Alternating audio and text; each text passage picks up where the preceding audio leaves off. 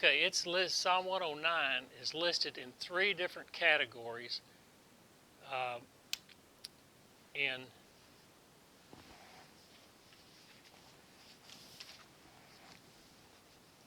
that study note that I gave y'all.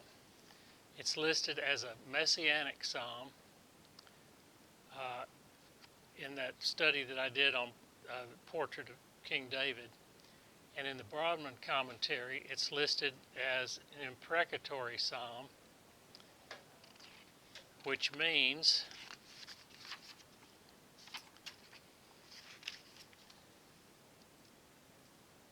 imprecatory means to invoke evil on, to curse, or calling for God's judgment on sinners. It's pretty rough. You're going to see all of that in this psalm today. And it's listed as a lament psalm, which is what we've been studying.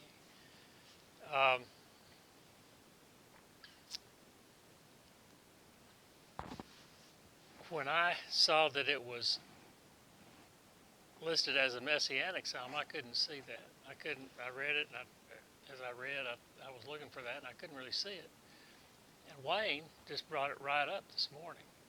He said that Acts 1 points to that psalm as being fulfilled by Judas. And honestly, Wayne, even knowing that, looking at that, I still couldn't get that out of it. It would take a lot of deep study for me, but Peter says it, right? Pretty clearly, he says it. So it's an imprecatory psalm and also a lament psalm. This particular type of psalm is the most unsettling type of psalm for Christian people.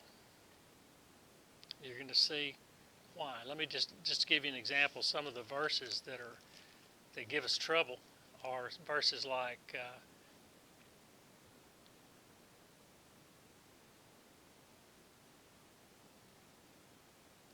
verse 9, may his children be fatherless and his wife a widow. That means he wants the father of the family to die. Or something like, may his children be wandering beggars, may they be driven from their ruined homes. They're going to be, he prays for a curse on for them to be destitute. Or he goes on and on like that.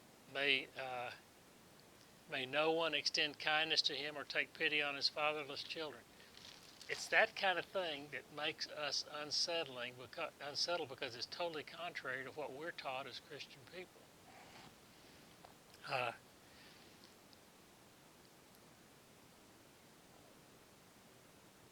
But because it's so difficult to read, people avoid it because it is contrary to what we read. But I think that's reason enough for us to study it. It seems to teach vengeance for our enemies rather than love for them, as Jesus teaches. It's like that verse our verse of the week that Wayne just read, it was Wayne that read it. Pray for our enemies. You don't see any praying for your enemies in this psalm today. Or just because they are unsettling is no reason to avoid them. Actually, that may be more of a reason for us to study them. For starters, the fact that it is in the Bible makes it important. So we shouldn't avoid it. It's in there. We need to understand it. And if it's unsettling to us, we need to understand why.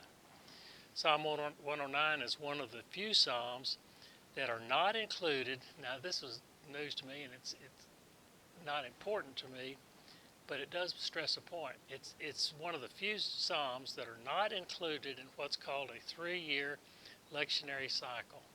In the Catholic or the Episcopal Church, they have a 3-year cycle where they have special readings from all the books of the Bible, and 109 is never read. They never include that. Okay, it's just interesting, I think.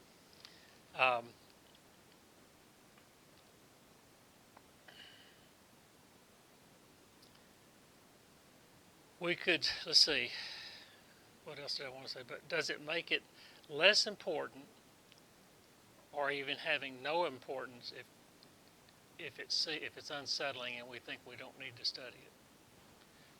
I don't think so. What exclusion does keep Christians from being a fallen understanding? What exclusion does, in excluding certain scriptures, is to keep Christians from a fuller understanding of the whole Bible.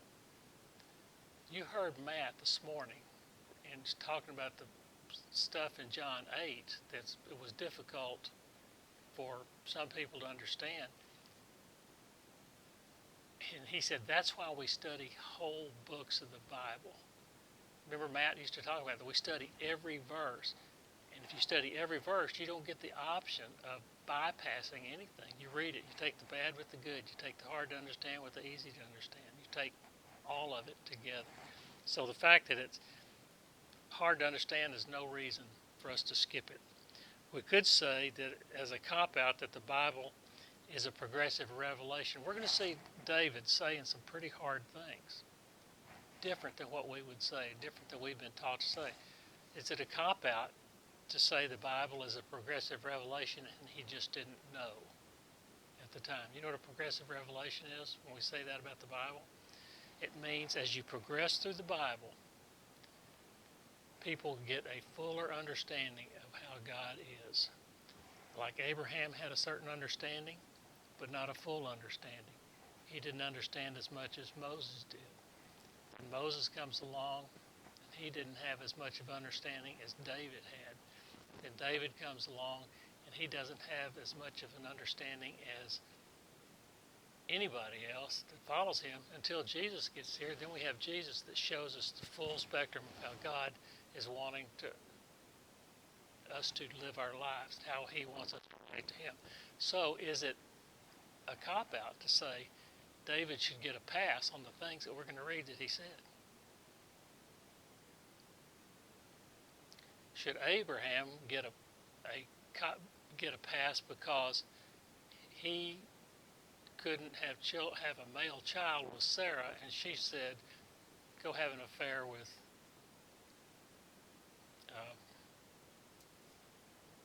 Hagar"? No. Just because they're not having a male child, she has no authority to tell him to go have an affair. What that showed that Abraham failed to do was trust God. God promised him a male child. And just because Sarah's 80 years old, and they hadn't had it yet, was no reason to give up trust in God. Then what happens? David comes along, and Solomon comes along. He's got hundreds of wives. Yet he's God's man. He's the man God chose to be king. Should he get a pass? Do we authorize anybody to have hundreds of wives in our society today? No, we don't. Do we have a fuller understanding of what adultery is than what they had back then? I don't think so. Do we have a fuller understanding of what bigamy was now is what it was back then? The Bible has always been clear. The fact that David, Solomon were God's choice for king, and they had hundreds of wives, does not make it okay. The Bible is clear. Thou shalt not, commit adultery. That's what it is. It is marital unfaithfulness to have more than one wife. Even Abraham didn't understand that, but it doesn't mean he shouldn't have known. The Bible is clear on those points. So to say that it's a progressive revelation and David just didn't know is not right. David did know. Let's look at, just because David called down curses, he's going to call down some curses from God on his enemies. Just because he did that does not mean it is acceptable by God for him to do so. It's in the Bible. He did it. Does that mean because he did it, does that mean that it's acceptable to God? No. Just because he said it doesn't mean God's going to do it. Should he have known better?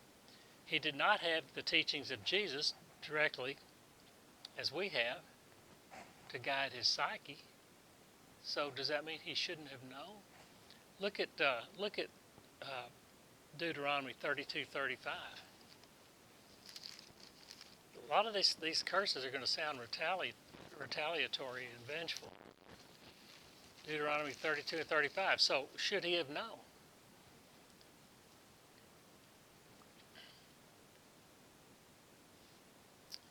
32:35 says this: "It is mine to avenge; I will repay in due time.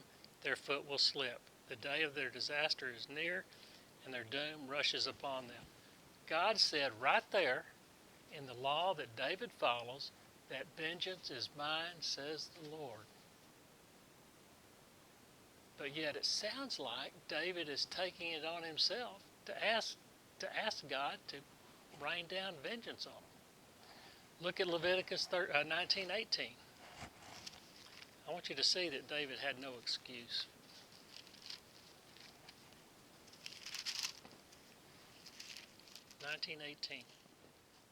Okay, there it is. They didn't have the teaching from Jesus that is our verse of the week today, but they had that. That's pretty clear. The law is pretty clear. So he has no excuse. This psalm, we're going to see it. This psalm probes the dark side of human relationships, but it performs a pastoral function as the psalmist is required to lean fully into a just God. We've talked about it before. We talked about it with Asaph. Remember, I keep going back to that Psalm 73. Asaph, because it's the clearest one. It's not that it's the most important, it's the clearest. Asaph was upset with God because God was not acting like he wanted him to act. He was blessing all of the ungodly people financially, and he wasn't blessing Asaph. Asaph thought he ought to be getting it because he's a godly man, and they weren't.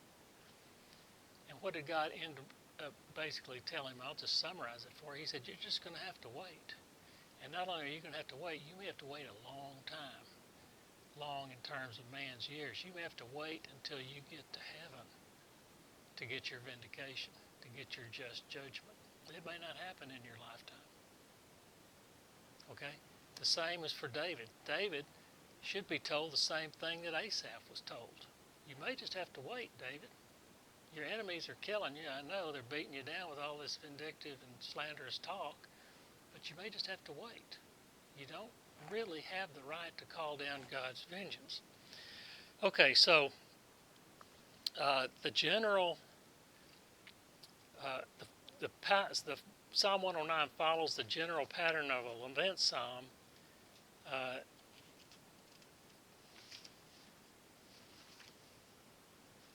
The outline for it is right here.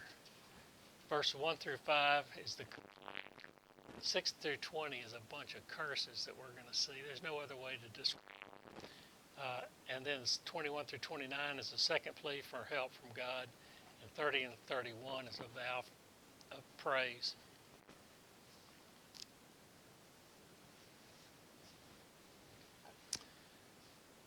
Okay, noticeably absent from Psalm 109 are two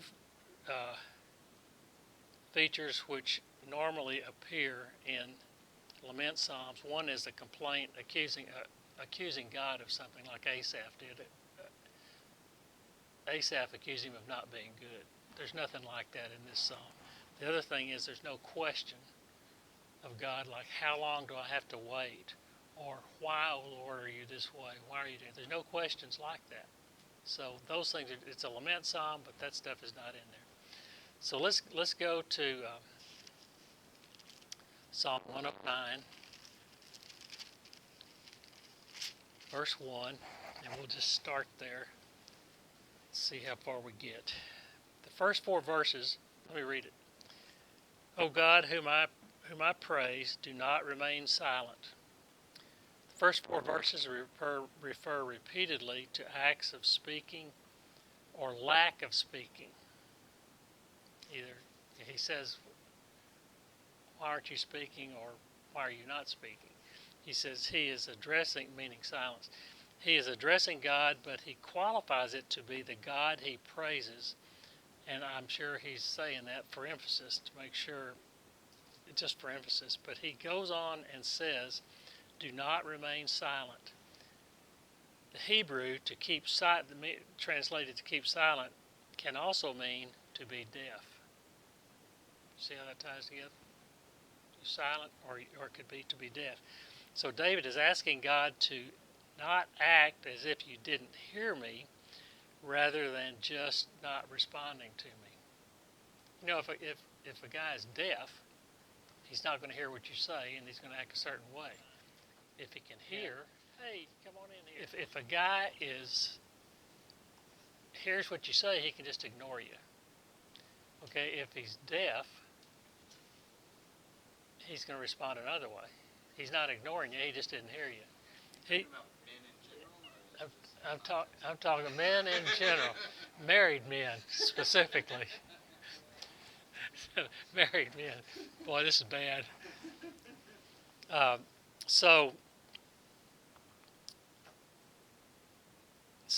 notice the verse in the NIV, and some other translations end it with a comma rather than a period.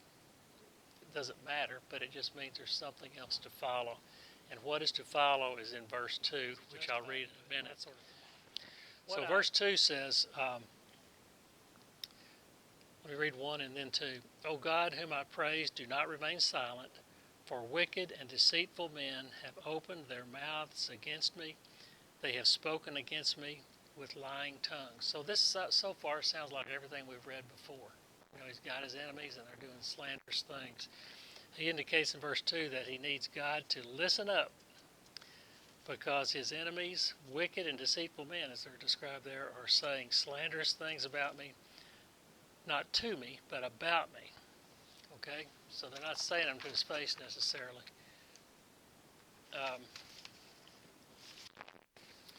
Then verse 3 says, with words of hatred they surround me, they attack me without cause.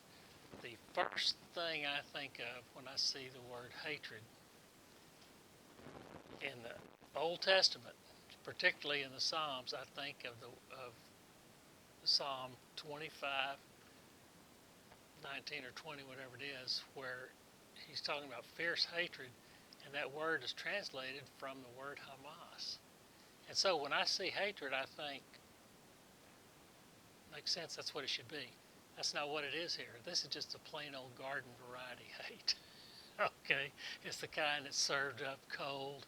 It's the kind that's, it's a hard word, but it's pure. That's what somebody used to tell me. You know, it's just plain old hate. And they hate him without cause, it says. Okay, which means just because he's breathing is reason enough to hate him from their standpoint. Okay, verse 4. In return for my friendship, they accuse me, but I'm a man of prayer. This is somewhat of a skewed picture of the relationship. All of the love is at one end, coming from David, you know, and the support, the love, the support, all the pleasantness is coming from him. And at the other end of the spectrum is all slander and hate and those kind of things coming from David's enemies. So it's like a big barbell. You got all the good things down here, all the bad things down here. It's a skewed situation. This part of the verse, being a man of prayer, seems a little out of place to me when we're going to read about the curses. So I guess I didn't really understand what that part of that verse was all about. He's just reiterating, I'm a man of prayer, I guess. It may have to do with the feelings he has in his heart for his friends, because he considers these guys that were his enemies at one time to be his friends. Those who now he now understands to be revilers. Okay. In verse 5, they repay good for evil and hate for my friendship. That's pretty clear. I do something good, but I get back something bad. I show love, and what I get back is hate. I do something good, what I get back is something bad. Just as clear as it can be. Then six is what this whole psalm hinges on, and I didn't realize it until way, way, way into my study. Let me read verse 6 to you. Appoint an evil man to oppose him. Let an accuser stand at his right hand. Now we're getting ready to read a bunch of hard things that are to be read. Very hard. Things that I'm going to guess that you have never thought as a Christian woman, as a Christian man. You've never thought the things that we're going to read, but they're in here, spoken by a man after God's own heart. Okay, now I'm sitting here and I thought, I've got a good handle on this stuff. When I read this commentary, I thought, I'm not going to read the others. I'll just kind of read them sporadically as I go through. When I need a little clarification, I'll pick one up.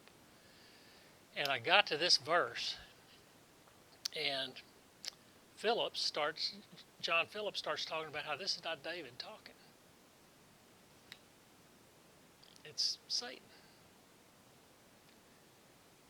And I thought, come on, I've got two big commentaries, major commentaries right here. One says something that David said it, and the other one says David didn't say it. And I thought, I know what I'll do. I'll go pull out Spurgeon. So,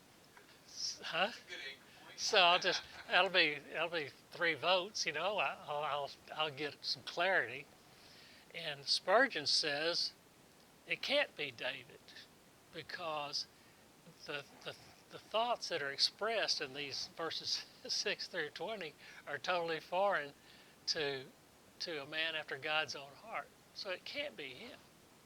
Well, what that is a mixture between the two that I had. So now I'm sitting here and I've got to make a decision. So I'll go back to the first one, and I read it, and in one little sentence in there, I realized I read over this sentence. And when I went back and got that sentence, I was able to pull all these 3 commentaries together. Now I want you to read verse 6 again. Verse 6 says, appoint an evil man to oppose him, let an accuser stand at his right hand. You got 2 guys in court. You got David, and you got David's enemy. And they're actually standing before God is basically what we're talking about. We're going to get God to judge them. And what this says is David is replaced by someone evil. It actually didn't say evil. I think it said, it says an evil man. He's going to be replaced by an evil man to stand at his right hand. So this man is going to speak for David. Now, do you know what that man's name is? Not his name. Do you know what the Hebrew word is for that man? Satan. It says, let an accuser stand at his right hand. The Hebrew word for accuser is Satan. If you look in the interlinear Bible, there is no question. You get the word accuser, go right up above it. Right there is Satan. Okay, so you see where this is going. What we're going to do is having Satan stand in for David to be the accuser of David's enemy. He will be the accuser of David's enemy. That's what I've got written right here. So now you can see where all these 3 commentators are coming from. You get Phillips saying it's not David doing the speaking, it's Satan doing the speaking. And you got Spurgeon saying it's not David, it can't be David. Well, if it's not David, who does it have to be? David's the one that's writing this. This is the Psalm of David. It says it right there at the heading, for the director of music of David, a psalm. The Psalm of David. So what this comes down to, and this is the way I'm teaching it, this is what's in David's heart. We have read how many lament psalms? I've marked them off. There's a bunch of them. And most, if not all of them, talk about his enemies oppressing him. Have y'all not heard that? They oppress him. They shoot arrows at him, metaphorically. They're surrounding him and they're attacking him and everything. Sometimes it gets so bad with the slander and all the stuff that goes with it, he's oppressed, he's crushed, his bodies and bones are crushed, all those things, he's just totally pressed down. Now after a while, hey Ben, come on in here. After a while of going through this, you're going to start to feel it, and you're going to start kind of, I'm just guessing, you may get to a point where you feel like you want to lash out. That guy keeps standing out in front of my house yelling things through my window, my wife and my children are hearing all this. I'm just going to go out there and whip him right where he stands. Well, see, I don't know that that's what we're supposed to do. We're sitting here, what was our verse of the week? Love your enemies, pray for your enemies. So we're over here. Yeah, y'all missed that before you got here. That's our verse, Matthew 5, out of the Sermon on the Mount. Pray for your enemies. Love and pray for them. There isn't any of that in here. There is none of that in here. So, King James is literally says Satan. Yeah. So you can read this, you can say it's not, that's not me. I know, say, Jan, that's just not me. I know I said those things to you, but that's just not me. Well, it was me at the time. There wasn't anybody there but me, And this is David. He's the one standing right there. He's the one being accused of everything. And what's going to happen here, what we're going to see is, what is Satan is going to do is say back to these people in judgment of them, same things that they would be wanting to say to David. So you got two guys that are just alike standing there slugging it out in court. Or before God, however you want to put it. It's just a courtroom situation. Okay? Now, I don't know any other way to explain that.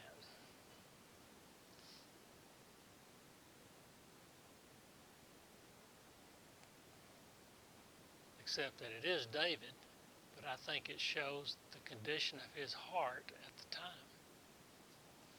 Because we've already seen a lot of this stuff that's said in here, you find justification for not doing this when we read out of Leviticus and out of Deuteronomy. See, they said over there, the fact that you don't have the Sermon on the Mount to refer to, it's in the law. It's in the law that David grew up with. Love your enemies. Vengeance is mine. All those things. It's right there. We read it before y'all got here. So maybe he didn't. He should have known because he grew up with the law. But yet, he said those things anyway. He's going to say these things anyway when we get to it. So, I think I just said everything. I just said everything that was in my note. I didn't even have to refer to it. Now I'm lost. I said too much stuff without my notes. somehow I doubt Jesus meant on the Sermon on the Mount. That's what he meant. Pray for your enemies. We don't pray them in godliness. Yeah, not pray against them, pray for them. Yeah. Exactly. Yeah, he's saying pray for them. And again, we've said in a lament psalm, the guy's got a problem, and there's any number of, in particular when he's dealing with his enemies, he's got any number of ways that God can deal with that. The first thing is he can change the situation, just take David right out of the situation. The second thing he can do is kill the enemies, right? The other thing is we never think about is he can provide salvation to those enemies. They can get saved, and that will also change the situation. There isn't any of that here. What we're going to see is very extreme stuff, but my heart's been just as dark. I mean, not so dark that I'm praying for somebody to die or praying for generations that come after him to suffer, but I've said some hard things in my life. You don't get to be as old as I am without living through a lot of stuff. So okay. I think I covered verse 6, all I need to cover it. Verse 7, let's look at verse 7. See if I need to say anything about that. Verse says, when he is tried, let him be found guilty, and may his prayers condemn him.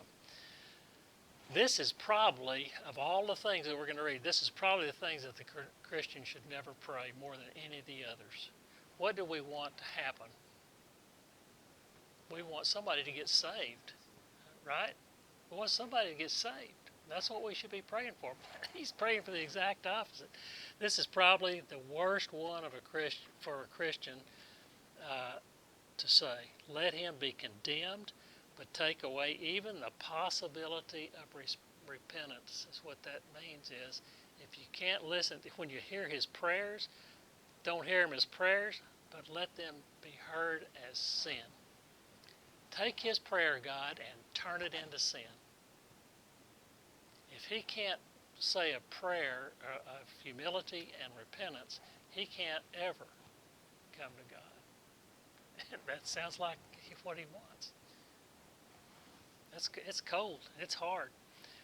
What we normally pray for, or in such cases, is salvation. Remember, it is not David saying this, but the evil one chosen to represent him against his enemies. I guess you could say that this is what is in David's heart. He is bitter. I mean, this stuff sounds bitter. This is not common every day. Man, I had a bad day at work. I'm mad at my boss, and a week later I'm fine. This has been going on a while, and he's pressed down and afflicted, and it's just boiling over. So let's look at some of these curses. 8, 9, 10, and 11. Let me just read through them. Some of them I'll stop and talk about. 8 says, may his days be few. May another take his place in leadership. This is one of the things, some of this stuff is some of the things that Wayne was talking about in one of the categories that this psalm falls into is a messianic psalm in some places. I didn't see it until Wayne brought it up this morning. It's referred to in Acts 1. And I don't know enough about that to even talk about it. Someday we ought to do that. But may his days be few, may another take his place of leadership. May his days be few. That sounds like a short life. Verse 9 says, may his children be fatherless and his wife a widow. That's pretty clear. Want the father to die. Verse 10, may his children be wandering beggars. May they be driven from their ruined homes. That stuff is rough. Not only do you want your enemy to die, you want everybody in his family to suffer. Verse 11 says, may a creditor seize all he has, may strangers plunder the fruits of his labor. I don't know what I need to say about that. It might be. We're all money-minded, materialistically inclined. We just take that away from him, then he's got nothing. I may have something to say about verse 12. Let's see, verse 12 says, may no one extend kindness to him or take pity on his fatherless children. That's pretty dark. Extend all of this to his children. Don't take, the fact that he died, the fact that they've lost everything, they have no money, no place to live, they're just wandering the streets more or less. Don't take any pity on the children. That's rough. Verse 13 says, may his descendants be cut off, their names blotted out from the next generation. Now, the commentary made a big deal out of that one for the Jew, but basically, the end of the family name stops here. So he just said, we're just going to stop it right here. I want you to stop it right here, God. He will have no access to you, and he's basically going to be 25 years from now, there's going to be no evidence he's even here. He's going to have no descendants. No more name going forward. Eventually they're all going to die, then that'll be the end of that. Verse 14 says, this one was cold. 14 says, may the iniquity of his fathers be remembered before the Lord, May the sin of his mother never be blotted out. Okay, you got the enemy, you got all of the people that came before him, his father, his grandfather, his great-grandfather, so on like that, all of them going back. He said, God, I want you to dig up everything, every sin they ever committed, and I want you to remember it and never forget it.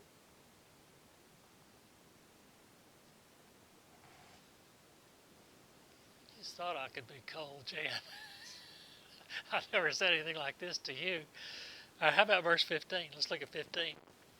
May their sins always remain before the Lord, that they may be cut off, that they may cut off the memory of them from the earth. That may go with 14.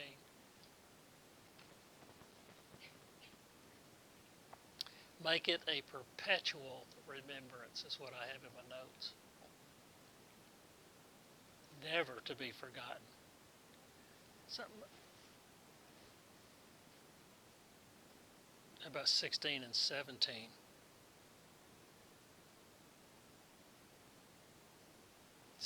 And 17 say, for he never thought of doing a kindness, but hounded to death the poor and the needy and the brokenhearted. He loved to pronounce a curse.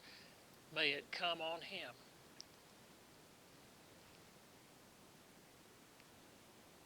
These guys, David's enemies, love to put curses on everybody.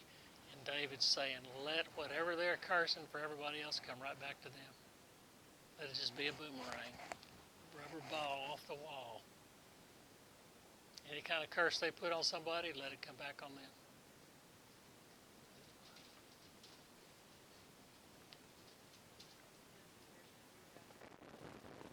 Yeah. Well, probably if you get over into Zechariah, there's some allusion to that. Somewhere in there, your rubber of glue, what bounces on me sticks on you. Oh, man. That's a good way to put it. He found. Okay, verse 18 and 19 is going to come up later. 18, 19, and 20. Let me read through these. He wore cursing as his garment. It entered into his body like water, into his bones like oil. May it be like a cloak wrapped around him, like a belt tied forever around him. So basically, he's saying he's wearing these curses as clothing. It's just part of him. I get up in the morning, I put on my clothes, and what it is curses. I wear it out in the world. I'm going to put it on everybody. It's going to come up in a minute. It's going to come back on him, but that's what that's saying. That's the way he is. So verse 20 says, may this be the Lord's payment to my accusers, to those who speak evil of me. So he's saying all of that stuff that we just went through that Spurgeon said he didn't say, but Philip said it was said by him through Satan, or Satan said it, through him. He says he's going to put it back on his accusers. That's what this says, verse 20. Okay, verse 21 starts a new section down there. It's a secondary plea for help. Let me read verse 21. But you, O sovereign Lord, deal well with me. Oh, mercy, this just kills me. He's just gone through verse after verse after verse after verse, giving a curse. Then he says, but you, O sovereign Lord, deal well with me for your name's sake. Out of the goodness of your love, deliver me. What was it for your name's sake again? When somebody says, God, do this for your name's sake. You promised it, and because of your reputation, you're bound by it. Whatever your nature says you are, you have to do. Otherwise, somebody would say, I saw Kenny doing this something the other day, and that's just not like him. He's preached against that all of his life, and yet I saw him doing it. Same thing with God. For the sake of your name, God, you have told everybody, we've all seen, this is the way you are. If you don't live up to that, you get a mark against your reputation. And what that is, you need to deliver me out of the goodness of your love. You're bound to it. Verse 22, through 25. Read and cover from notes. Let's see, 22 to 25.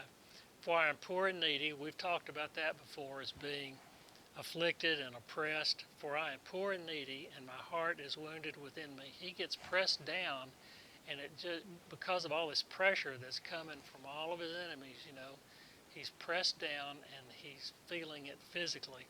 He says, I fade away. He goes on and he says in 23, I fade away like an evening shadow. I am shaken off like a locust. My knees give way from fasting. My body is thin and gaunt. The better word for fasting, I think every commentary says fasting, but when I hear fasting, I think religious fasting. Fasting for as an opportunity where I can focus on God. I can do without food where I focus on God. You know how fasting works. This doesn't read to me like it's about fasting. This reads to me like it's about hunger. He said, my knees give way from hunger. My body, I'm too sick to eat. But it could be fasting. My body is thin and gaunt. Then he gets to 25 and he says, I'm an object of scorn to my accusers. These guys that David is speaking against. I'm an object of scorn to my accusers. When they see me, they shake their heads. They just shake him out just like in disgust when they see him. They've done such a good job of slandering him. They can just, out there in the public eye, they can just shake their head, shake it off. Okay, 26 says this. Help me, O Lord my God, save me in accordance with your love. That also sounds like kind of for the sake of your name under the table, kind of for the sake of your love. But he calls on God by two names. He calls him Lord, which is the covenant God that's used when a relationship or love is in context. So he wants to be saved in accordance with his love by the covenant name, and he wants to be saved or delivered by God, who is Elohim, which is the all-powerful God. So both of those names get involved in this in context, one out of love and one out of power. He's calling on God in a way that he knows he can be delivered. Then 27 and 28 say this, let them know that it is your hand, that you, O Lord, have done it. And 28, they may curse, but you will bless. When they attack, they will be put to shame, but your servant will rejoice. Now here's the thing is, you don't have to say, God, I want you to put them to shame. The fact that David gets delivered by God in a way that everybody knows that it was God that delivered him, they will just naturally be put to shame. You see that? He doesn't have to do anything to him. Just by the act of deliverance, he's going to put the other guys into a shameful state, I think. Okay, verse 29. My accusers will be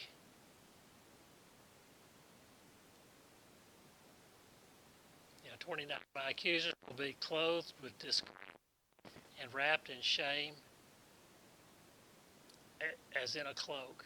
That's just the opposite of what they were wrapped in over in verse 18.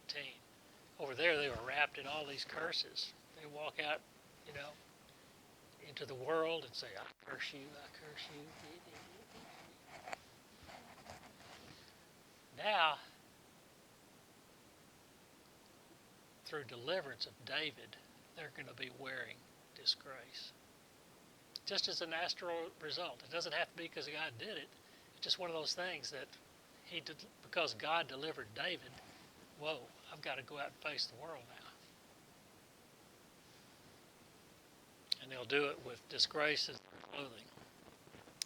So then that brings us to the last couple of verses, 30 and 31, which is a vow of praise. Let me read both of them together. With my mouth I will greatly extol the Lord. Extol means more than praise. That's high praise. With my mouth, openly, verbally, with sound, I will greatly extol the Lord. In the great throng, I will praise him. I will do it in front of people. For he stands at the right hand of the needy one to save his life from those who condemn him. That's all I got.